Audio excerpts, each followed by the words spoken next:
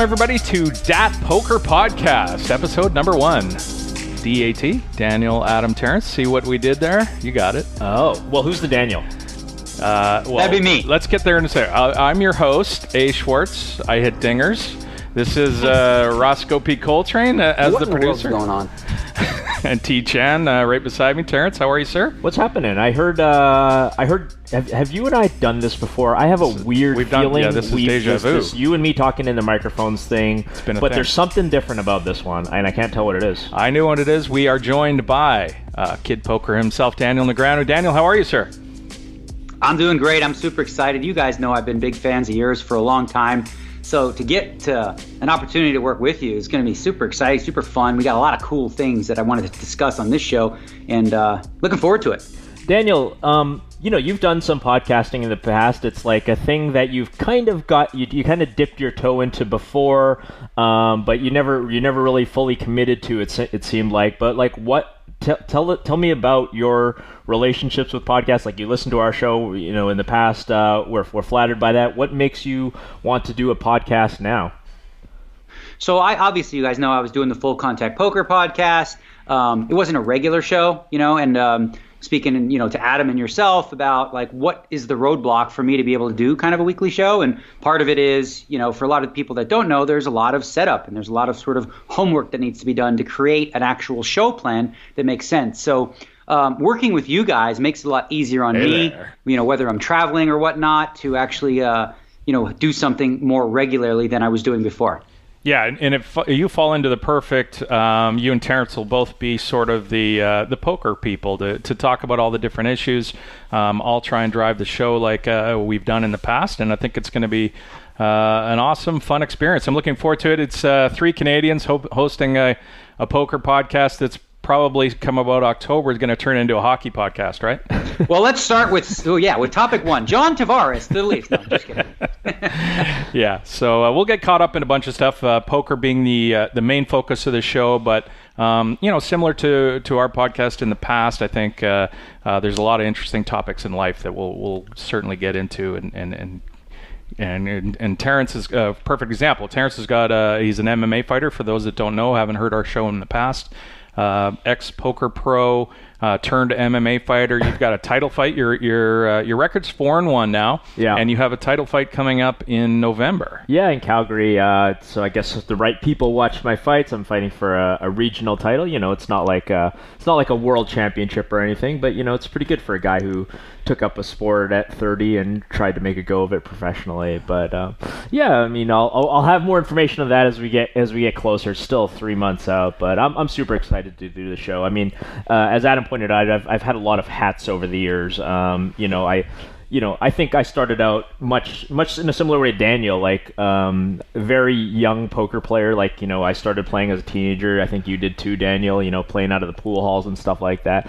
I think we had similar starts to the game. I ended up working for PokerStars for a little while. You were one of the first employees at PokerStars. I was an early employee at PokerStars. I did their customer support, and then as the moneymaker boom and all of that happened, I decided to try my hand at playing poker for a living. Did that for about 9 years. It went pretty well. But after a while, I got the MMA bug and I started doing that. But poker's always been a part of my life, and I'm really excited. Part of the reason why I'm excited for the 3 of us to do a thing is I think you and I, Adam, poker's been a part of both of our adult lives for, in my case, like 20 years, in your case, probably even longer, and Daniel's case also longer too, but he's still in there. He's still playing. Daniel, you're still playing in the 6-figure buy-ins, or in some cases 7-figure buy-ins. You still do travel the world. You're not the classic professional poker player in the sense that you're not grinding 12 tables online, but you're still a guy who plays all the time and goes to all the stops, even if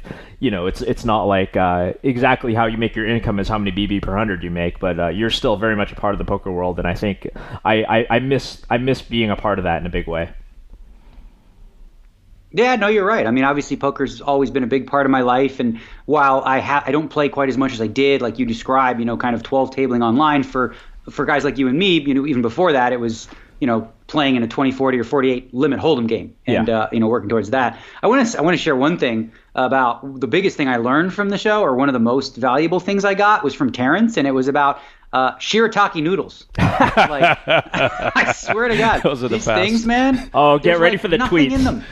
And they're filling. I've been doing this like cut myself for 4 weeks, and the shirataki noodles, man. No, I just got to thank you for that. They're a home run. Okay, well, I got to get that on there because people are going to ask what are those. They are yam based, 0 calories, 0 carb. Yeah, yam based, 0 calories, 0 carb noodles. SHIRITAKI. You could often find them in the Asian store. Sometimes they're marketed in like Western stores under like Miracle Noodle or something like that. But they're essentially, they're noodles that have no calories in them. And we're gonna get like 8 zillion tweets on those because I think my Twitter following is like 1% of Daniel's, and yet I still get like 5 tweets a week. So when I was doing the prop bet that I had with Bill Perkins, that was my staple. For those who don't know, you went from 200. I went from 227 7 pounds to $150. $150 in 8 months. You got to warn people though. You got to warn people about when you open the package. Oh, it smelly. smells like dirty feet. Yes, it's really it does. nasty. You got to rinse it off. Yeah, they're disgusting, no question. Well, when they come out of the bag, but you wash them and they absorb whatever taste you. They're pasta. For those who are trying to get off the pasta train, and just can't break that addiction, they're the nuts. Absolutely. Daniel, I've been watching your videos lately. Operation Get Sexy looks like you're trying to drop some pounds, and you've been successful. I was interested in. Did you have excess pounds to drop? I didn't. I've never seen you like. I mean, World Series, you sit there and eat junk food, right? Well, I did have an ACL tear. I did have a season with the Vegas Golden Knights that made all the way to the Stanley Cup final, which means copious amounts of alcohol, popcorn, and whatever else you can find after that. So I couldn't do any cardio because of the ACL tear, and Phil Ivey made fun of me during the summer. So I saw that. It was definitely worth doing a cut here, and it's great because you guys know like when you start doing that, your conditioning is better, you feel better, have more endurance, and it went really well. Like for 4 weeks, I lost 4.8% body fat over 4 weeks, which is you lose it 1% a week. You're working pretty hard. Yeah. So I'm interested, Daniel. Your summer, we've all followed along in the video on your vlogs. You had a great start to the summer, the Super High Roller Bowl, obviously finishing second, picking up $3 million. Tougher summer after that, right? I mean, I wonder, and you were saying that you put on some pounds, maybe you weren't feeling up to your top condition. Do you think that had anything to do with maybe your frustration or how you played or anything like that? Not really. I don't think it was related to, because how poker players don't need to be in athletic, like prime shape, but it does help with, endurance and stuff. For me, I think the biggest thing and I thought I did quite well considering the situation. I was essentially in a relationship with a girl for like 3-4 years, basically. And we broke up in the middle of the World Series, which caused a lot of logistical issues, and stuff like that. So, that didn't help. But having said that, I really think I played pretty darn good. Like there's definitely spots I look at, which you're going to do every summer and go, that was a big mistake. I could have done this. I could have done that. And we could do a whole show on just even the Super High Roller Bowl where I came in second to Bonomo, where there's like 3-4 hands we could break down that would take 2 hours that I still think about because, if you want to be a better poker player, one of the key things you do is look at mistakes you've made and go, okay, well, what can I do differently and how can I learn from that and what adjustments do I need to make, right? Yeah, I mean, I remember, what was it about a year ago that you kind of, you made that tweet, that sort of admission that like, you used to think that you were the absolute best in the world, and then, you came to that realization. I don't remember exactly how you tweeted, but you came to the realization that, you weren't one of the very, very best anymore, and you kind of rededicated yourself to do that. What kind of steps did you take? Like, were you hiring coaches? Who were you hiring? Were you spending lots of time on the solver? Like, what was the process of kind of going from realizing that you were slipping down the charts a little bit and that these young guys were coming up ahead of you who were just putting in more hours grinding? What steps did you take to alleviate that? And what kind of progress do you think you've made towards becoming like the best player in the world again, if that's what your goal is? Yeah, so there was definitely one distinct moment during the Poker Masters. Well, there was a few moments where I felt like I got outplayed in some situations, specifically against Stefan Sondheimer a few times. And I remember just like talking to him on a break about, hand breakdown. And he was talking about, well, how many combos I could have. And I was like, what do you mean combo? Right? Because it's not how I had ever thought about poker, right? I've always thought of poker from a very exploitative state. And just hearing him describe such a hand in such a way that was so far advanced the way in which I would think about the hand, I realized that, okay, there's something that I'm missing here in a big way. So I worked towards hiring a couple guys that are really versed in both game theory and exploitative play. So it's essentially a hybrid poker, where you start with a GTO baseline and you figure out, okay, what would be the optimal play if I was actually up against the computer who has no emotion, and then say to yourself, okay, but this is Terrence. He's a limit hold'em player. He never is going to fold because they don't fold. So way under bluff against Terrence, right? So that's sort of how I had to retrain my mind, because even when they were teaching me new concepts, I was like, oh, I can use this to do this. I'm like, no. That's exploitive. I was always veering from it. It was very difficult to play poker one way and start with an anchor of exploitative play and switch that to more GTO baseline and, learning it. I think overall, I'd say with what I could learn from them, we probably hit about 30% because it's very complex. And honestly, in the beginning, I was pretty intimidated because the first 20, 30 minutes, I'm like, I don't understand anything you're saying right now. By about an hour and a half in, maybe I'm a slow learner, I was like, aha, okay, I get it. So I took what they taught me, and I used it to have a little more balance, essentially, to my betting and checking ranges on flops, turns, rivers, all that kind of stuff, my 3-betting ranges, and all the above. So how do you turn that stuff off for situations that don't need it, Daniel, given that you're playing a main event with people you've never played with? How important is balancing versus playing in the one drop against guys that you're going to play in with all the super high rollers? What's your take on sort of how you go about applying that new theory? I'm so glad you brought that up, because the PCA main event and a couple other main events, I've played we can curse on this show, right? Yes. We curse? No, we have to. All right. Man, this is your show too. I played like a fucking idiot in these main events because I'm making plays, right, that I'd be making against these, super high roll geniuses and not playing small ball at all and doing all this goofy shit. I'm going to, one real quick hand I'll share. Yes, it's a perfect example. Go. The PCA main event, it's an under the gun raise, the guy flats, it's a min raise, middle position, old guy. I call the big blind with the queen of clubs, 10 of spades. So, shitty hand, but I think there's annies out there, so I'm going to defend. And it comes 10-5-3 with 2 clubs. And I decide to lead quarter pot. Both players. Oh, no, the first player raises. The undergun player raises. The other guy calls. It's a very small raise. He basically min raises, so I call. Turn is a 7. It's checked around. River's the 8 of clubs. And I'm thinking, okay, I have the queen of clubs blocker. Yeah. And, for me to lead this flop and then get raised and still call and then bet this river, I can never have anything but a flush, right? So I bet pot. The first under the gun player is a pro. He folds. The old guy, who I've known, this type of player since 2004, and they just don't fold. And he's like, well, you probably got the flush, but I call, and he had kings. So it's what a waste of chips, right? It's exactly the opposite of a small ball approach that I just did not at all allow. I just didn't make the adjustment well enough. And going to Barcelona, I'm going to really focus on, just playing the game and being a little more relaxed and not worrying about, well, is my checking frequency correct on these flops? Who gives a shit? It's the main event. Yeah, well, Barcelona too. I haven't been there for a while, but it's often considered one of the softer fields. I think just a great poker tournament in general because of both the location and they do a lot to satellite people into that tournament. It's pretty great. So you got to be excited about going there. Adam turned down a trip because he's too busy with hockey. Yeah. He's too busy coaching. He's being a good dad. He's coaching his kids through hockey and all that kind of stuff that goes with it. This is the kind of thing you'll find out when your daughter gets older. Daniel, she's not going to play hockey. She can play a sport that doesn't involve waking up at 4 a.m. And Daniel, I saw your video about wanting to have kids. That'll change your life drastically when those things roll around. Daniel, I gotta ask, and I've always wondered this. So Adam's got 2 kids. I've got my first, and she's a baby. Are you a kids guy or not a kids guy? I mean, you just said you got out of a relationship. Is there eventually going to be a real mini little kid poker? Oh, no question about it. As I said, I was in a relationship for 3-4 years. She desperately wanted children. That's her goal in life, was to have kids.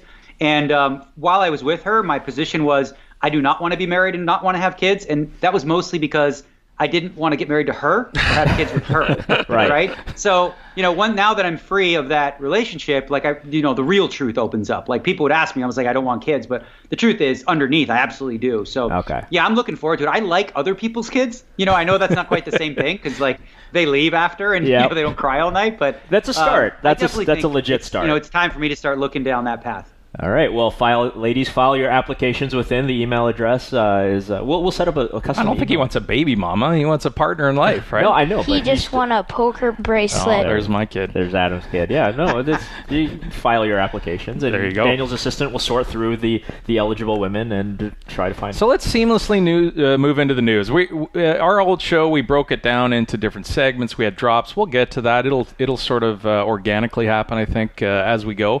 We're going to try and record this show each week and go forward from there. This is episode number 1, so that's the goal. We're going to have some fun with it. It'll be a lot about poker, but a lot about fun as well.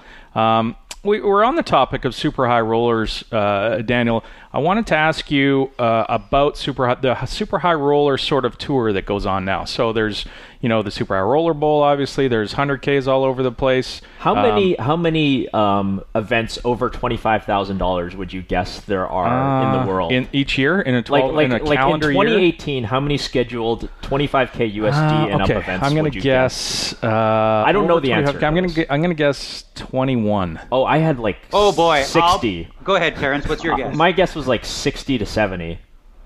Can I bet the farm on the over, please? On both of those numbers? Wow, yeah. it's 100. It's 100 plus. Wow, okay. Crazy for sure. Yeah, I mean, when you count all the ARIA ones that they're they have weekends, and then all these ones popping up in Asia, and essentially every tour now has at least one, and they're doing the 1 days. So in Bahamas alone, you probably had 8 to 10. How many were there in 2005?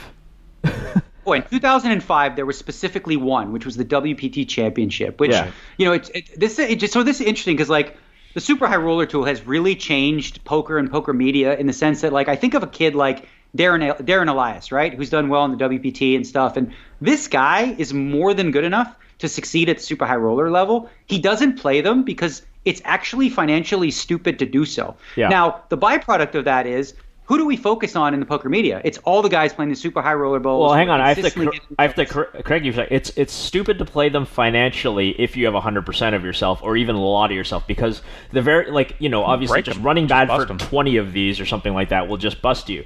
But if you have 8% of yourself, 15% of yourself, and you have the rest of your equity in that tournament is spread amongst 15 of your friends whom you also have 3 or 4% of with, then it becomes a much more viable thing because you're essentially cashing in every tournament, right? Oh, so let me clarify. So more viable, but still stupid in comparison to what someone like a Darren Elias is doing.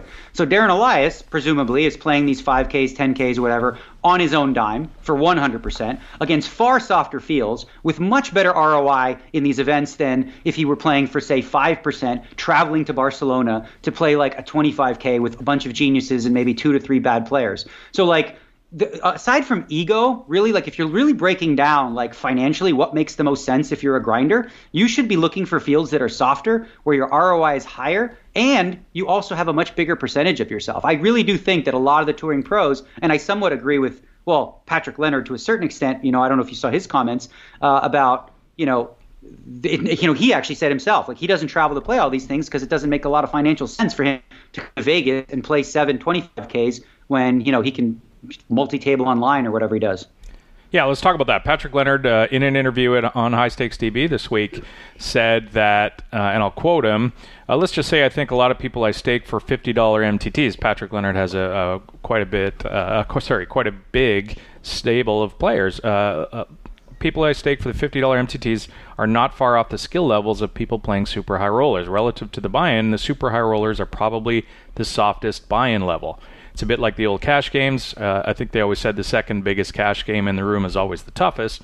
The biggest is always full of pros who could somehow find a backer, and then people who get the game to run. So, it's interesting. That's been a poker axiom as far as I can remember, going all the way back. The second, the biggest game is always the toughest. The biggest game is always going to be soft. And he seems to think that the super high rollers just like you said, Daniel, are pretty soft. Well, one thing that surprises me about what Daniel said is you're talking about a room full of geniuses and just a couple bad players. Now, my understanding, talking with some of the other people who play these things, and again, I don't play them. I stick to the 4-figure buy-ins at this point, basically. But my understanding is that it is closer to what Patrick said, is that you do have a lot of geniuses, but you also do have a lot of poor players. Now, you're saying there's only a handful of poor players in your average 25k euro buy-in or something like that. I mean, give us through the profile of if you sat down at a table with 7 other guys, what the average 7 guys at that table look like. Yeah, okay, so the key thing to focus on here is not every 25k or 50k is equal. The ones you see in Monte Carlo or Barcelona are going to be vastly better than a one you'll see in Las Vegas. For example, in December, I played in the 100K at the Bellagio, which I came second to Dan Smith in, and I looked around the room. I think there was about 35 or 40 entrants. Literally not a single non-professional poker player that actually, qualifies as one that is probably selling pieces. And then other than who bought in at the very last minute, Kerry Katz, who's done quite well in these super high roller balls with a very unique nitty style that he just kind of hangs in there, and he plays pretty well. He's actually gotten much better. So if he is, and I am the mark in this field, that's what you're looking at in terms of how difficult they are. Now, of course, you go to, say, for example, in Barcelona, whatever the 25 or 50K is going to look like. Now you're saying maybe if there's 50 people, you may have as many as 12 to 15 that are on the low end skill level. And of course, with as with anything, you have a middle ground of professional player that thinks they're winning, but they're not again in this field, right? You can have an amazingly good poker player that you look at, but in this field, he's actually negative EV. I've played in fields that I've been plenty of fields where I'm not plus money in those fields. The one that I came in second in Dan Smith, despite the training that I went through, I don't think I was positive equity in that thing. But I play because I don't care about money. It's interesting because going back to that thing about Darren Elias, who doesn't have or gets his ego in check, finds the tournament series that are the where he's going to maximize the ROI, and then you talk about guys like Ike and Bryn Canny and all the guys that are going to travel around the world to play those that you're saying, and maybe suggesting that it's because of their ego and they want to be, and hey, everybody's got an ego. It's not like a slight to say, Ike Caxton has an ego. But they want to play in the biggest tournaments in the world, regardless of the fact that if their ROI is the highest. So if that's the case, are those guys that are playing in those tournaments, in fact, the best players in the world? When you're mentioning guys like Darren Elias and others who go find other tournaments. So are those super high roller tournaments full of the best players in the world? Yeah, that's a great question. And there's one part of what Patrick Leonard said that I don't know that I take issue with, but I doubt that is true, is that, the idea that the players playing in the $50 MTTs are pretty close to as good as the super high roller bowls. Unless you've actually sat down and experienced what it's like to play in these things, the level of poker is at another level. I play in main events, I play in smaller events. It is just, everyone is so damn good, right? So if you don't play against the best players in the world and have no experience with it, I find it very difficult to believe. Still possible, based on science, that there are better players that don't play in those things because they see that, it's not a viable thing. But really, the guys who are getting the most reps playing at that level, the Bryn Kennys and Stephen Chidwicks and, the people like that are playing, Justin Bonomo's another example, they're just succeeding at a type of poker that you can't experience unless you specifically play in those things. It doesn't exist anywhere else. Yeah, one thing I always think that's interesting to look up on these sort of debates is Timex's website, PokerShares, who, for those who don't know, you can essentially buy pieces of people if you think that they're good enough in value. And I'm looking at the highest markups, so for the EPT Barcelona 100K, that's going to kick off. You got Vogel saying at 1.38, Chidwick at 1.34, a handful of elite players at above 1.3. Given that obviously there's juice built in, they're going to take some juice. So you can lop whatever 10-20% or whatever you think is appropriate off of that. So you're talking about a 1.2-ish x. So for the absolute 5 or 10 best players in the world, playing that 100K is worth 20,000 euros. Now, can you get that kind of value from playing 5Ks over and over with the volume? Probably you can't, even if you're like the best 5K player in the field. But on the other hand, you talk about, what all the things Daniel talk about is, going to travel, and of course the risk of going broke, which, like I said, is mitigated a bit by just the fact that you're gonna swap out a piece and nobody has 100% of themselves. But the point's well taken, is that it's better to be a big fish in a medium-ish sized pond than like a bigger fish. I don't know what even the metaphor is, like the biggest fish in a fishbowl full of other sharks. I never understood why guys like I knew plenty of people, and this happened to me in my younger years, and I'll share that story quickly. But guys that want to play in a 1 in 200 game, but get staked rather than play, where they could afford to play like 50 and 100 on their own money. Right.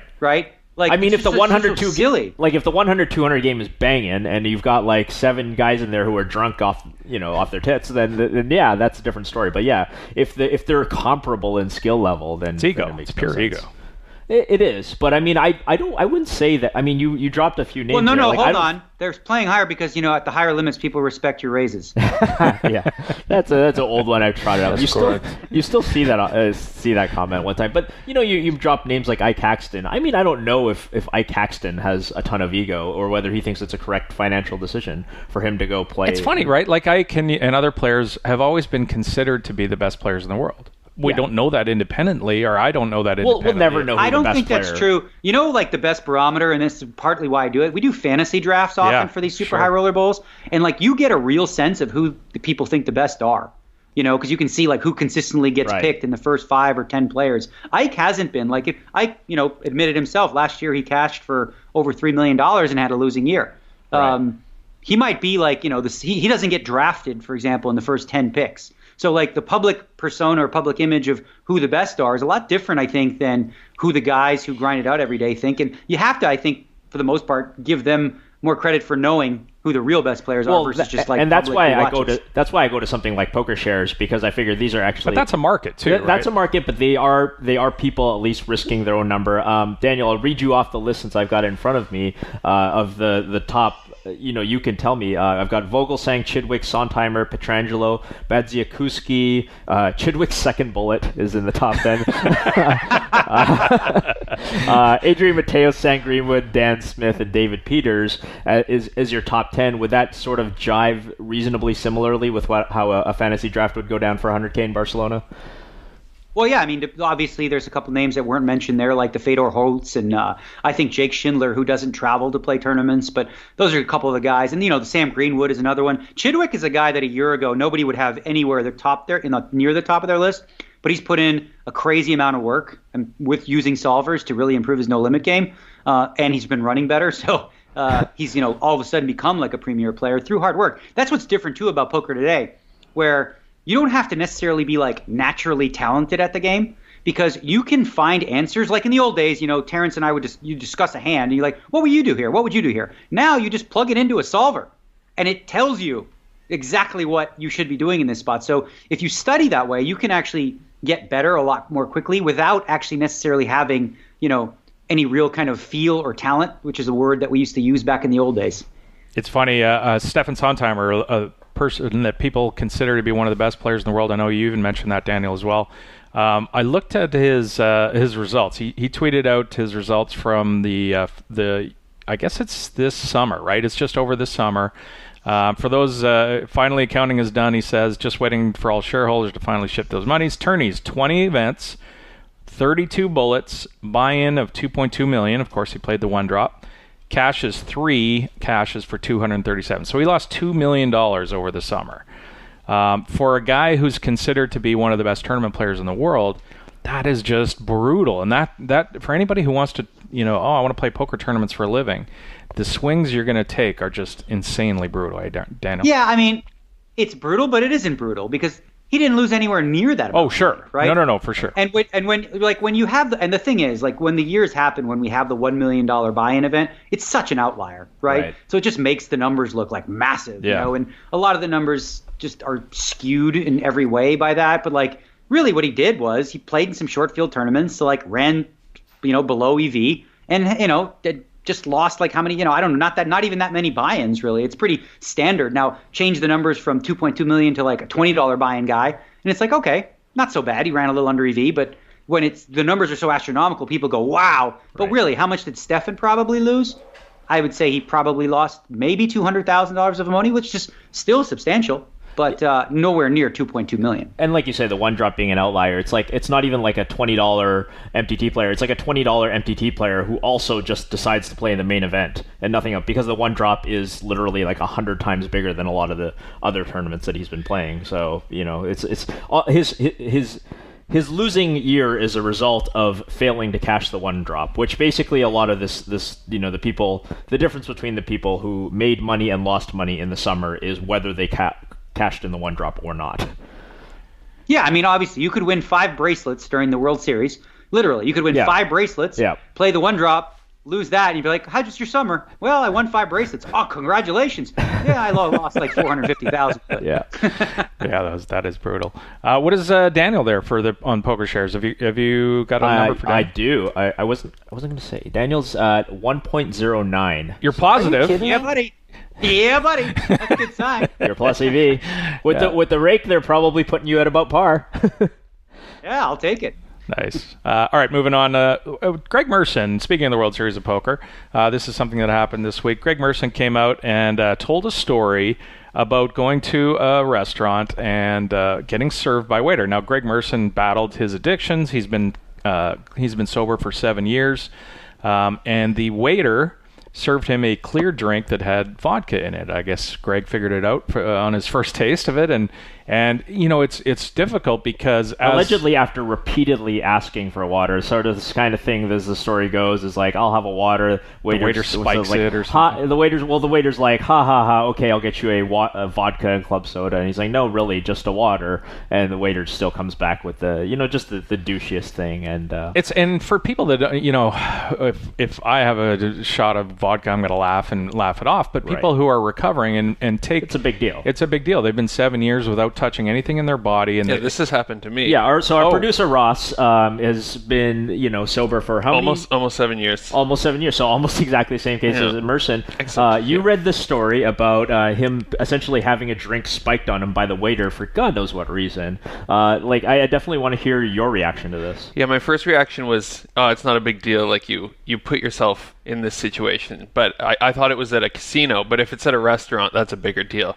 Well, I've asked for, my friends go out for margaritas, and I asked for a virgin margarita, and the waiter makes fun of me, and I just laugh it off, whatever. But if he brought me back a real margarita, being like, oh, like this guy, I'll show him. This is what this guy wants. Like, I know better than he does. I would get mad. So I agree with Greg that this is a pretty big deal, because if you celebrate a cake, right? There's all kinds of stuff that's quite serious. Yeah. And so Greg reached out to me actually about this issue because he wanted to bring attention to it. So he asked me to retweet it, and I did. And I read through it myself, and a couple things stick out. We don't know specifically whether the waiter did it on purpose or not. And they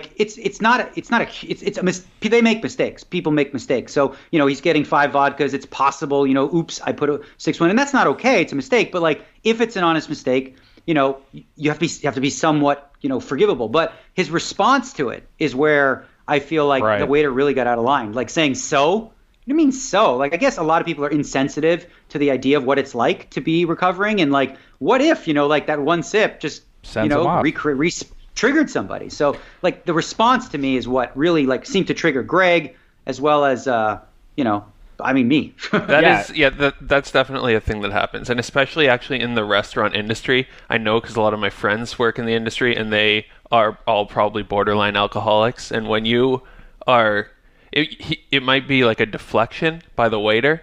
If he's kind of masking a drinking problem, he's like, well, fuck this guy. He can't handle a drink. That's an interesting theory. I thought but yeah, this is potentially like a life-changing thing. I mean, if you're a waiter in a restaurant and some guy's like, I have a seafood allergy, some guy says I can't have any shellfish, and then you come back and, there's oyster all over this guy's fettuccine Alfredo, you're going to get in some serious trouble. You shouldn't do that. You could cost people's lives here. And alcohol's, I think the point is from that Greg's making is that this is potentially life-changing. I mean, he writes in this tweet, 10 to 15 million Americans have an alcohol problem, and people do die. Like people alcohol is a killer drug. Like it's accepted in our society as not that big a deal, but it's a big deal. Like, it is. And so what happens is... and that's the thing. That's what it is. It's really the insensitivities to it. Like, if you don't have a drinking problem or you're not around that, like, why would you think that's a big deal? Like, okay, so what? You took a sip of vodka.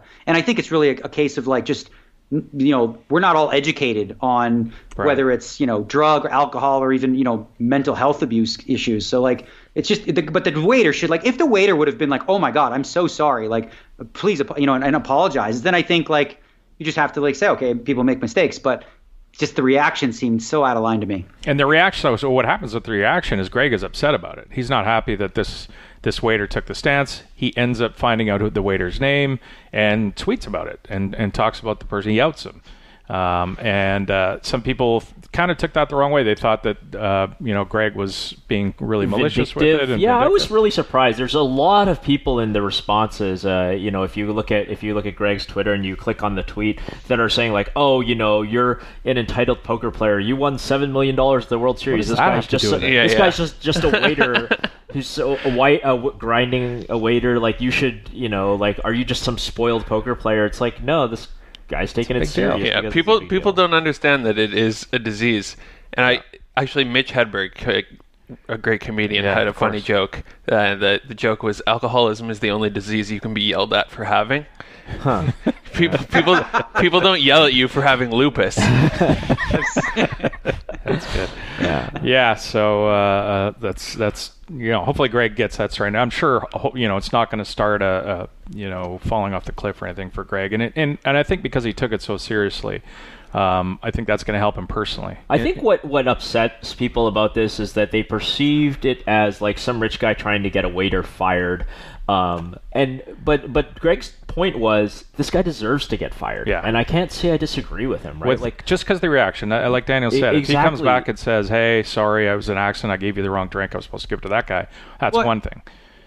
Yeah, you think about the dynamic, though, as you both bring up. It's like you have a wealthy millionaire who sits on his butt, plays online poker, and is like whining about a little sip of vodka that's going to ruin this waiter's life. Like, if people come from that angle and they see it that way, they can see like Greg is being way out of line. And that's where I think a lot of the comments come from, and they're just not understanding underneath it, like the depth of how much him drinking that alcohol could potentially change his life. And Greg said, he's like, it's not going to have an effect. I'll be fine.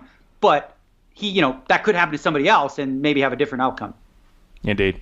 Speaking of online poker, we got a couple of things to talk about. One of them is the constant battle for legislation and regulation of online poker in the U.S.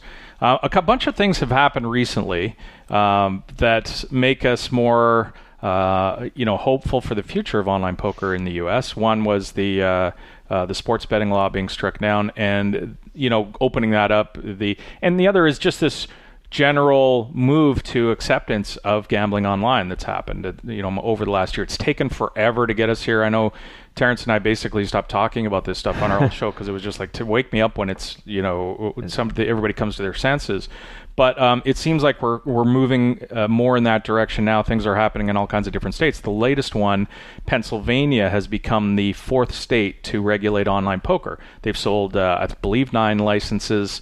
This is a pretty big deal because the population of Pennsylvania, does anybody know? By the way, Nevada, 3 million. So the 3 states where it's online poker is legal currently: Nevada, 3 million people; New Jersey, 9 million; and Delaware with 1 million. So 13 million total. Without Googling, what's the population of Pennsylvania, Terrence? Can't do it because I can't not use the Googles.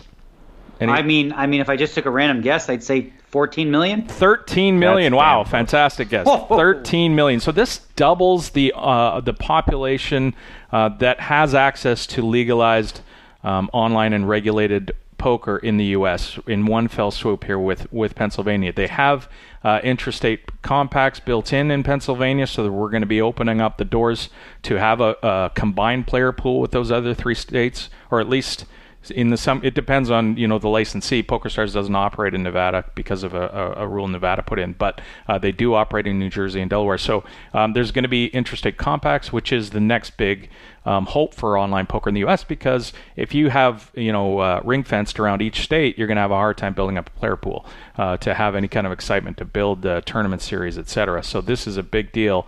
Fantastic that Pennsylvania is coming aboard. It looks like the last quarter of 2018 or early 2019 that's going to happen.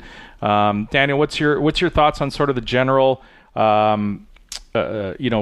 condition of online poker in the States, and maybe have you talked to some people at PokerStars that have some hope for the future here? Yeah, so it's obviously unfortunate that we have to try to legalize online poker like state to state rather than at the federal level. But like fighting the federal case, like it's just not worthwhile right at this point. So like this is our only in, which is going state to state. And I'm involved in something I can't share just yet, but there is going to be a lot more of a push to expand it. I think if we were to get something as big as New York and California, the rest of the dominoes fall. But one of the other positive things I think we've seen, like in Europe, is Spain had and France and Portugal were all separated markets, and they all kind of realized after a while, like, what, guys, this doesn't really work unless we combine markets. So PokerStars now has they're sharing liquidity in those spots. So hopefully the goal here is for these states to go state by state and then join the broader pool and revive it to a certain degree. I don't know that it's going to happen anytime soon. As these things take quite a while, but it's a huge step, as you said, to see Pennsylvania come on board because that sort of, I guess, entices New York a little bit. California is the tough one, and it sucks because California would be the best one, but there's so many issues we face with essentially the tribes and horse racing, and they really don't understand the future. A lot of them don't understand online gaming. They're like, well, you know what? If people play online, they're not going to come to my casino anymore, which isn't true. We know that. But there's just been a pushback, and it's very difficult. So it's kind of like a wasteland out there right now in terms of effort to get California on board. Yeah, California's been a clusterfuck for a long time, right? I mean, there's so many short-sighted people there that are stakeholders that all want a piece of the pie, and they're stopping everybody else from getting a piece of the pie because if somebody else gets a little bit, they get less. But meanwhile, nobody gets anything. Yeah, I mean, again, like I said, it's really just one small faction of tribes because a lot of the tribes were educated on and they're like, okay, they want to get on board because they can see the business opportunities. But if you are sort of like an archaic, brick and mortar guy, which has horse racing and casino, and you don't really understand online gaming and how it could benefit you, then you're going to push back. And the problem is it's a very, very powerful group that just holds up anything from happening in California right now. But I mean, it's not like we're going to quit on California, but hopefully, with Pennsylvania coming on board and other states, maybe that will just really push them over the top. 50 million people in California. It's, what is it, the fifth biggest economy in the world or something? It would be an incredible addition to online poker in the U.S. Hopefully it happens soon. Next quick thing about online poker is Party Poker has announced they have increased their guarantees for their PowerFest tournament to $60 million in guarantees this year. PowerFest, of course, runs alongside the flagship online poker series, the World Championship of Online Poker, at PokerStars at the beginning of September every year. So it's this, Party Poker has come alive in the last couple of years with the management they brought in, and they've really put a focus on poker where forever they just didn't care about poker. All they wanted to do was promote their sports after book. The acquisition, especially, I think, or after going public on London, when they and we've what put Daniel into a spot with talking about his primary sponsor, but a lot of the criticism about PokerStars in the last few years is that they've been caring less about poker and focusing on the other aspects of their verticals of their business. The other verticals. Well, go ahead. But there is something super interesting. There's something super interesting about that because, a lot of people are, sort of upset in terms of the direction that PokerStars is going by going into verticals like casino and sports, right? Where they're actually trying to become more like Party Poker already is. right? So if you think about how much revenue PokerStars makes from specifically poker, it's about 63%. There really is nothing comparable. With party poker, it just represents just 8% of the revenue. Wow. So them spending a lot of time and energy marketing to bring in new players for poker is less, they actually care less, if you will, for their overall bottom line in terms of how much money they profit from poker, because it's mostly casino and sports business with a little bit of poker. That is a great, and everything they're doing is quite smart, right? So they're looking at, disaffected players and people who are upset with PokerStars like being less pro-friendly and more like recreational friendly, giving them more like spin and goes and things like that. So they see an untapped market. And as a marketing strategy, it's pretty clear and obvious what they're doing. It's like in the last 4 or 5 years, nobody spent any money in the space in terms of bringing in new people. Nobody except for PokerStars, and to a smaller degree like Winamax in France.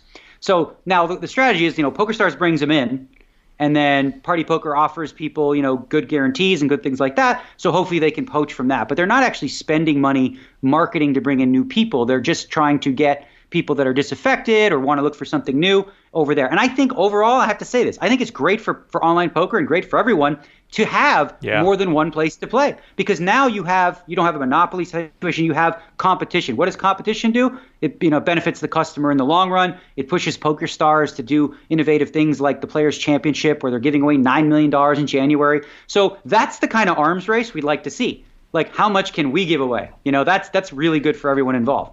Yeah, fantastic for poker. Those numbers for Party Poker, I wonder if that talks about how good they are at offering that sports book and casino as well. I mean, they've been doing that for a while. Right. Well, I think it's more a case of just like if you just compare traffic in terms of numbers in the poker, PokerStars has just obviously the vast majority of traffic for online poker. Right. The World Championship Online Poker this year, so for those that don't know, the World Championship Online Poker has been the crown jewel of online poker series since 2002, 3, something like that, a long time ago. 2002, it was pre-moneymaker, yeah. And they've also have a spring championship online poker series called the WCOOP, which has a different format. It has 3 different buy-in levels for each of the events. The World Championship has been in the past standalone events. WCOOP has been varying levels. The WCOOP format has been wildly successful. It drove great numbers to that tournament series. The World Championship Online Poker this year is moving to that staggered sort of buy-in as well. Danny, I wanted to get your take on the buy-in levels at the World Championship Online Poker this year. Well, I mean, ultimately, what is this? This is an opportunity to just offer more events at different buy-in levels, right? I don't see how that can really be a bad thing. I don't really get a lot of the criticism with the idea that, there should only be one. Like, if there's still a $200 buy-in event, what's wrong with having a $20 and a $2,000 for those that want to play, right? I think, Bryn Kenny brings up a lot of times, he talks about schedules and, what works and what doesn't. I think a lot of times Bryn looks at the schedule and it's like, there's not enough 25Ks and 5Ks on there for me. So he's focused on, what he wants and what there's not enough of. By offering 3 tiers, I think you hit a wider audience of people that are like, okay, I have more of what I want. And I don't see, I mean, maybe you guys have an idea, but I don't see any downside really to offering 3 buy-in levels for these things. But I don't know, maybe you can educate me. I can't. We used to have on our old show Brian Slick, who at the time ran the tournaments for PokerStars, and he always said that WCOOP is special. Like we don't want to go to the Scoop model because we consider WCOOP the prestige event, and that's kind of how it started out. Adam mentioned 2002. By the way, fun fact, I just Googled online, the largest event in the 2002 WCOOP was the 109 Limit Hold'em. I think I final tabled 2 of those in 2002 as well. Sick who had a great series in 2002? Donald. Remember Donald? Donald from Oslo. Oh my God. But yeah, sorry, I completely forgot where I was going after that tangent. But yeah, and he always just said it was a prestige thing, and of course, they had the bracelets for that, which I think they phased out, right? Did they phase out WCOOP bracelets? I'm not sure. Well, neither of us have won one, so we don't know. I did. No, I did too. Terrence has Scoop. Terrence has Scoop watches. I have a WCOOP. Oh, do you have a WCOOP bracelet? Yeah. Oh, okay. 67% of this podcast has. But yeah, no, I can't see it either. I mean, I don't think it diminishes the prestige of your 10K event to also have a $100 event running alongside it as well. Yeah. I think it's a great idea. Everybody loves the idea of Scoop and having the variable buy-ins for players of all. Every time we had Brian on the show, I asked him why they didn't move it to that model, because it's so successful and it's such.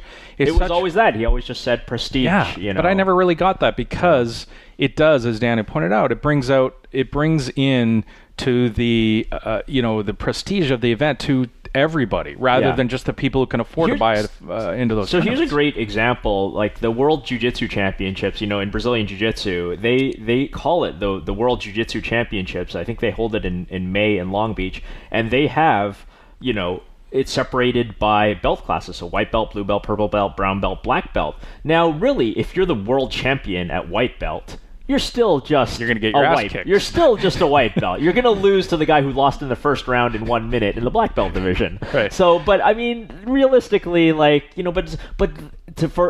guess which divisions are huge? White and blue and purple to some extent, because people love being part of it. Like, I participated in the World Championships, and I can't.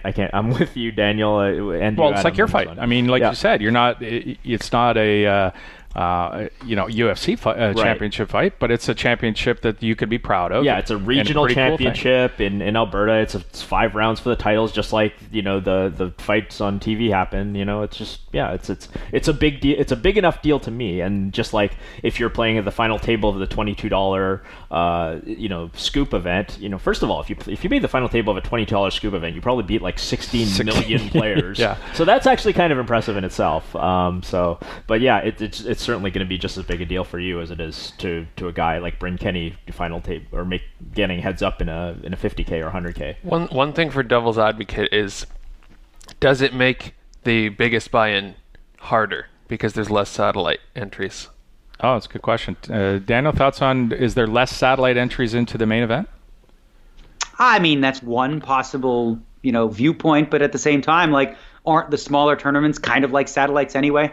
I don't know. I don't know that it has a big effect. I think most of the people that are going to play the highest one, I don't know how many of them are depending on satelliting in order to get into those. I think the number would be far less than 10% and maybe less than 5%. Well, I mean, I think it is having an impact. I think Ross makes a good point. But on the other hand, do you want to siphon people who aren't comfortable playing a 2K tournament into a 2K tournament? Right? So if you see these guys and their bankroll is, let's say this guy's bankroll is 5K, and so he's willing to allocate, $100 or $200 to a tournament. What you don't actually want him to have to satellite into a 2K tournament where he's only got a 14% chance of cashing. You probably just want him to stay in sort of his pool from an ecosystem standpoint, as opposed to playing against the toughest players and exposing himself bankroll management-wise. It comes back to our conversation at the top of the hour about all these guys playing, $50,000 euro, €100,000 buy-ins, as opposed to the Darren Eliases of the world, who are just kind of playing like the 4-figure buy-ins and doing very, very well at that. You bring up a really super important point that executives look at in terms of when they're evaluating a customer, right? So if you have a customer who has a $2,000 bankroll, he jumps into one tournament, loses it, right? So now he's gone. He's he's got to either redeposit or he just quits forever. Versus that same player with the $2,000 bankroll playing lots of hours. And obviously, the more hours he plays, the more money he, contributes to rake and whatnot. So his rake efficiency as sort of a customer is far better than someone who just loses the vast majority of their money to players that are going to pull money out of the ecosystem. So, so essentially, when you rate a player, you can rate them based on rake efficiency. If for every $100 they deposit, 3% goes to rake and 97% is lost to players, after transaction fees and marketing and all that, that's not really sustainable. So you're right. You want players to last a lot longer. And one of the ways to do that is to not necessarily push them towards putting all their bankroll into one event against the sickest players in the world. Interesting September for those who are going to grind online series. We mentioned the World Championship Online Poker $70 million guarantee this year.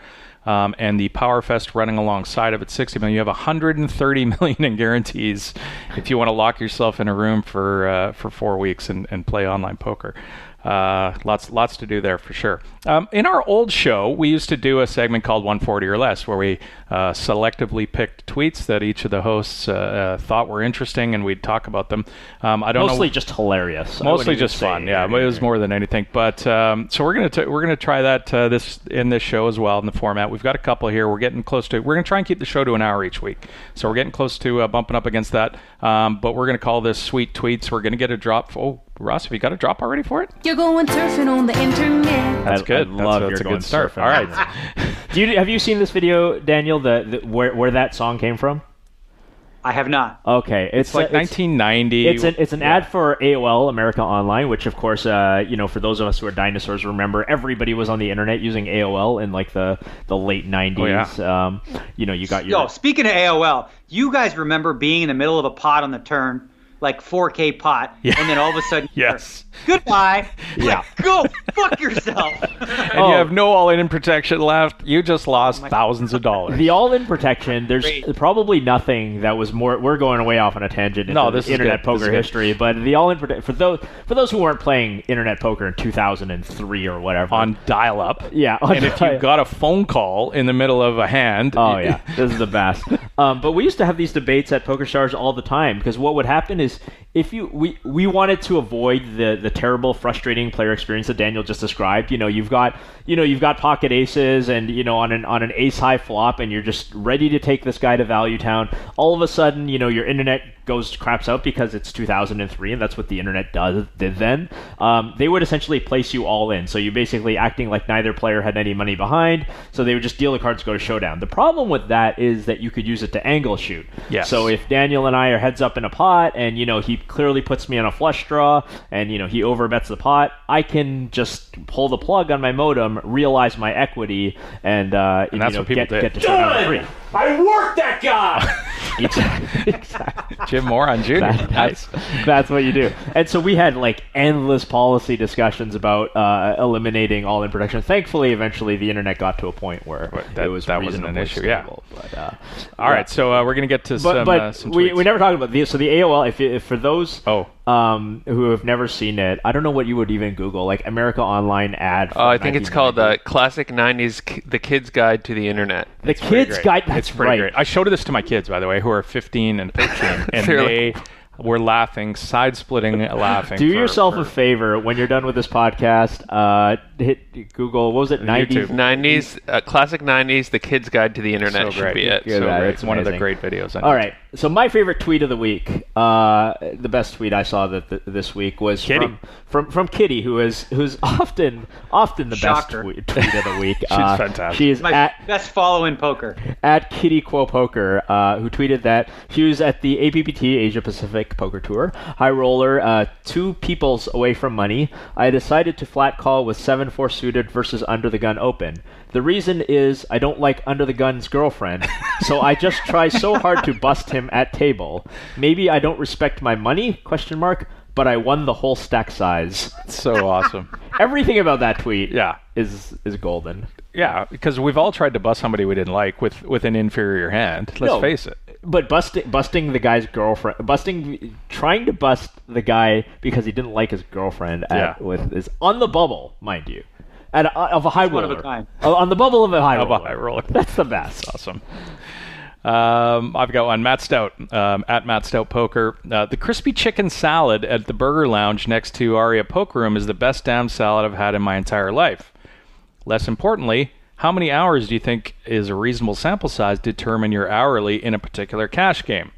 Matt Salzberg, who might also be one of the best, he is certainly one of the best follows in Twitter poker as well. Matt Salzberg, of course, head writer of Weeds for many years.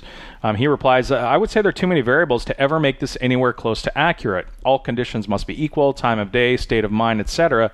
You'd need to sample at least 5 million chickens, 400 variants of lettuce dressing combos to form a reasonable conclusion. You just have to put it in the chicken salad solver. Yes, exactly. That's all you have to do. The Burger Lounge is great, by the way. I got a late ad here. Jamie Kurtzetter. Oh, this is another goat, like this another is the contender top for 3 Twitter followers. Twitter goat. Jamie is the Jamie says, wondering what the guy who brought a hooker to sweat his 2-5 sesh estimates his hourly rate to be. The first response to that is great too. I don't remember who tweeted it now, but the first response to that tweet was, "Damn it, that guy paid for an hour and he's going to use it." He's gonna get his hour. Because the rest lasted 12 minutes. He's going to get his the rest of his 48 minutes. So Daniel, keep your eyes out for amazing tweets that you cross your timeline. Hit that like button, and Daniel will get in on your favorite tweet of the week next week. Yeah.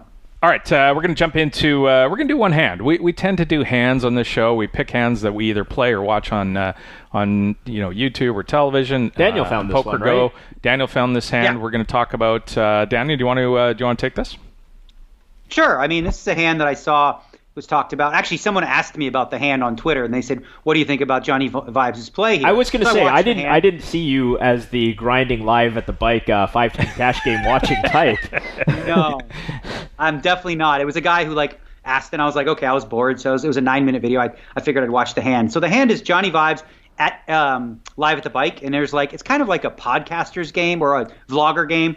There's Brad Owen and Andrew Nemi and a bunch of those guys. So I guess they have a decent amount of rapport with each other, and they know each other's games. So the game is, like you said, it's 5-10 with a $20 straddle. So Brad Owen, his first player in, he's got ace queen of spades under the gun. What does he do there? Does he make it? He You made guys it have the right. Sorry, no, yeah. He min raised to 40. Sorry. He min raised to 40, but he didn't realize. I don't think there was a straddle on. He meant to raise 40. Didn't see there was a straddle, so he ended up min raising. Right, he meant to make it 4x, but instead min raised the straddle with ace queen of spades. So there's a flat on the button from a guy named David who has queen 7 of hearts, but he's not going to be relevant in this hand. And then Johnnie Vibes in the big blind, or in the straddle actually. He's in the straddle. He's got 9. Yeah, he's got 9-6 of spades, which is an obvious easy defend in the straddle. So the flop comes Jack 10 4 spades, right? So Johnny flops the 9 high flush, and we've got Brad who's flopped the nut flush. So obviously you'd expect some fireworks. It checks around to Brad, who bets $50, right? Pretty standard. Now Johnny decides. I don't know how deep they were exactly. Johnny's got 3,000. He's got 300 big blinds. He's got 3,000 in the straddle. Yeah. So they're super deep. They're very deep. So he check raises the 9 high flush to 175. Okay. Now in position, Brad Owen is facing the check raise. He decides to make it 550. Okay. And Johnny with the flop flush doesn't peel, just folds on the flop. I mean, this is a hand I know for a fact Terrence Chan would never in his life fold at any point for any price. Limit hold'em player.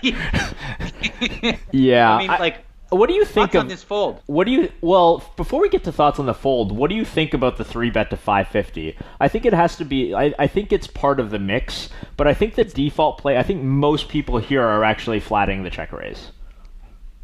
Yeah, I think so. Again, metagame is an important aspect of how to become really, really good, and when you want to veer from game theory optimal play. And like you said, you're right. I think the standard play is to slow play a hand like that. But if you think you're going to have enough bluffs in your range, like king of spade, queen, or hands like king jack with the king of spades or anything like that, if you have enough of those sort of semi bluffs or bluffs, that it's okay to re-raise this flop. But overall, I don't like Brad Owen's re-raise here because it signifies that either he's got a made hand, which is pretty strong, or he's drawing to a very pretty strong hand. That's exactly okay. But should he be balancing his range here with made hands and nut hands versus? That's what draws? We're talking about is whether in theory, probably like you said, like Daniel said, he should have some king of spades, queen X, or king X, queen of spades hands in his 3-betting range, and therefore he can have some nut flushes as well. But he can have ace jack with the ace of spades? Does he practically have enough not the nuts here for Johnny not to make that fold? And that's when we talk about the decision whether to make that fold, we have to talk about that because, and I understand that we've actually got Johnny standing by ready to chat with us about his thought process here. But my guess on his thought process is just going to be, look, this guy only makes it 550 if he has it 99.9% of the time, and he does not have enough one-card flush draws in his range. Should I get him on the line? Yeah. Before we get there, I just want to say one thing, though. We talk about a 3-betting flop like this. You don't actually have to have one. really at all here. Like, it's okay to not have a 3-betting range on this flop. I see. I agree. So let's bring him in now. Johnnie Vibes, welcome to the DAT Poker Podcast. Thank you for having me. Awesome. So we're just chatting about this hand you played on Live at the Bike, and we are currently at the spot. You have the 9-6 of spades in your straddle.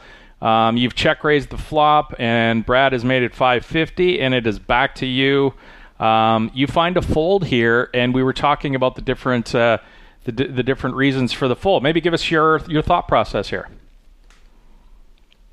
Yeah, so Brad and I don't have much history together, but we're friendly. I think I've met him maybe 3 or 4 times. Haven't played too much with him, but from my understanding, his normal game is a 2-5 game, and he normally plays the 200 big blind range. And I know that he has a lot of respect for my game and knows that 5-10 is my comfortable stake, and that I'm just going to be comfortable in this spot. So when he doesn't take too long and within 10 seconds does a raise here, I think that this is pretty reactionary by him. He wasn't too calculated with his raise, and because he has like 2,500 total to start the hand, just didn't think that he would ever be gambling with me. Like, I didn't think that he would ever be raising it up here with like the naked ace of spades, trying to, make a big pot here. I thought that he would want to play in a lower variance kind of way. So with that said, like some of the game flow stuff, he had been playing pretty tight,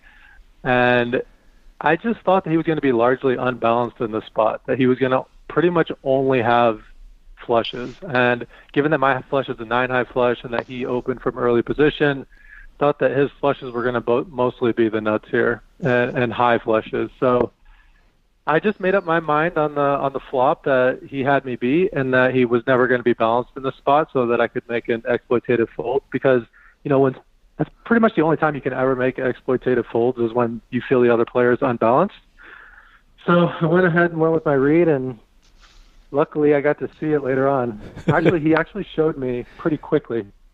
Yeah. One of the other things you mentioned in the stream, Johnny, was that he didn't check his cards, and you thought that was a tell. Yeah, I did. Honestly, when you're close, when you're on the fence, you kind of like start looking for multiple things that can help you with this. And I noticed that he never checked back to his cards, and that's usually a sign that someone's suited. But you can't be 100% reliable with that, especially someone that's played as much as Brad, So when you're on the fence and you're leaning one way, some things like that will help. Yeah. It's an interesting hand because, like, I didn't know the background between you and him, but I assumed that there was something more than just the hand on itself. Because if you look at it from a game theory optimal perspective, like, check raise folding here, like, can't be right in the long term against, like, a robot. But so it had to be something exploitative that you found. I wonder, though, like, do you think that there is any credible 3-betting range in position in that spot that, like, isn't going to be a flush? Like, is there any hand that, like, even a GTO bot would actually 3-bet there that isn't, like, an actual flush there? No, I think that what happened is that I don't think that you should have a 3-betting range in that spot with how many blinds that we have behind. Because it's going to be a standard spot where if he can call, he's going to be able to get my stack in the majority of the time, since we started the hand in a straddled pot with, around 120 big blinds. So, yeah, I don't think that you should have a 3-betting range in that spot. And perhaps when you're deeper, you could mix in some 3-bet bluffs with hands like the ace of spades and the king of clubs or something like that. Yeah, I mean, that's an interesting thing for people to learn. Sorry, one sec, just real quick. That's an interesting thing for people to learn is, like, when you are going to make a play like that, like a 3-bet, like, you have to think to yourself, like, do I have any bluffs here? And if not, that means you simply cannot raise, like, your entire range. Exactly. If you never can have any bluffs, you just are forced to call. So I agree with you completely. But doesn't definitely. his hand raise, so just to play devil's advocate of a guy who doesn't play high level no limit hold'em, doesn't it, this particular hand, given you were in the straddle, given you called a min raise, and your hand range is going to be a lot of sort of low flushes, 2 pairs type hands, and it makes it easy for the bare ace of spades because of the lower distribution of your hand range. Doesn't that make the ace of spades an easier bluff here? Well, I'm not sure he has any 2 pairs at all. I mean, I think when he check raises this flop, he's got a lot of flushes and a lot of air. I mean, okay, so but he can just put, he can put Johnny in such a bad spot for the rest of the hand. He knows he's in position. Let's say he has the bare ace of spades. He knows he can put him in a horrible spot. Johnny? No, I understand I understand you playing devil's advocate here, but let's say you are Brad and you're in position with 120 big blinds. Like, are you really going to have a bluffing range here when the person in the blind has shown strength and is likely going to have a flush here? Right. Makes sense. I agree with that. So great analysis of the hand. It's very much in line with what Daniel and I talked about before we brought you on the line. The other sort of last extenuating circumstance that I wanted to ask you about was, and you mentioned this, you're lucky you got able to see it. When you're thinking about making a big laydown like this, is there any sort of effect that the hole card cameras have, the fact that, you're playing live and like a lot of people that are watching you play, and is there any effect on basically on that you could speculate on his play that would be different than if you were playing on the next table over that didn't have hole card cameras and streaming and all that? I would unequivocally say yes. Like, I definitely have some experience playing on live streams at this point. So, and the other thing is that because I have that experience, I largely forget that I'm on live stream sometimes. I'm just playing my hands. But I do know that something that I have to be aware of is that if I fold there and he doesn't have a flush, of course I'm like going to look like an idiot. And no one wants to look like an idiot on live stream. So the safe play is for sure to, when you're quote unquote supposed to do something. And I obviously know that I'm supposed to call there when he raises me in a vacuum. But so, like, I can easily go with the play that I'm quote-unquote supposed to do and never look like an idiot, or I can just be confident in who I am and know that if I make the decision and it's wrong and people are going to berate me online, it's fine because I went with what I thought was right. And I'm not afraid to look like an idiot on live stream, which I think helps. Like Andrew Nemi did when he folded on the turn with 86% equity or something in a big pot. He made a tough call and was wrong. Yeah, I'd say you just described the secret to Vanessa Selb's success over the years. Not giving a shit that she looked like a complete wacko in spots, right? That was a fun hand. Definitely. Yeah, indeed. Definitely. Johnny, thanks so much for joining us. For those that enjoy poker blogs, Johnnie Vibes has a fantastic one. If you enjoy consuming content on YouTube, Andrew Nemi, Johnnie Vibes, and Brad Owen, there's some great stuff. Have a follow. What's your is it / Johnnie Vibes? Yeah, the easiest way is to just go to johnnyvibes.com, and I have all of my socials linked from there, and the YouTube channel linked from there as well. But thank you guys for having me. So I really appreciate you guys having me on. Oh, no problem. Thanks for joining us. Appreciate it. Talk to you soon, Johnny. Take care, guys. All right, guys. I think that's going to wrap it up for show one. What do you think, Daniel? It's going well? Oh, man, I thought I had a blast. Like, I could do this for 7 hours, but I know it makes a lot of sense to keep it right around the hour mark. Really interesting to hear Johnny's take on the hand, because you had to figure it was more than just like he thinks this is the right play in a vacuum. It had to be exploitative for sure, and pretty good. But still, in the moment, it's easy to say, like, wow, this guy always has it. But, like, how do you fold a flush on the flop, Terrence? Huh? Exactly. Oh, I'm the wrong guy to ask, like as you pointed out. But also, yeah, I also... The three, I think, what makes it help is we discussed this a lot now, is the sort of the 3-bet in position is just incredibly strong, especially with even more information that we've just been given that this guy's playing above his usual stakes. Right. 3-bet in position is really strong. I think the gentleman there would be advised to flat next time he has the mortal nuts like that, especially with the Queen of Spades, especially because now you're taking away you got two of the high, you got 2 of the high card. They always say the worst nut flush to make is the one where you have ace king suited, right? Because you're taking away the other guy's ability to make the second nut flush.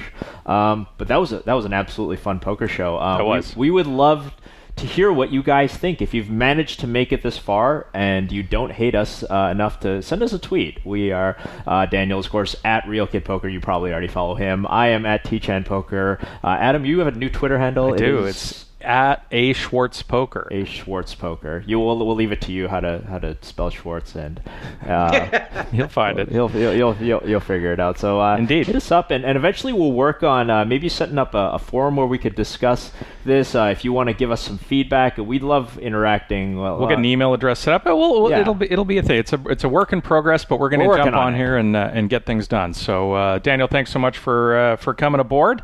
And thanks for spending some time with us out there listening to the show. Appreciate it. We'll talk to you soon.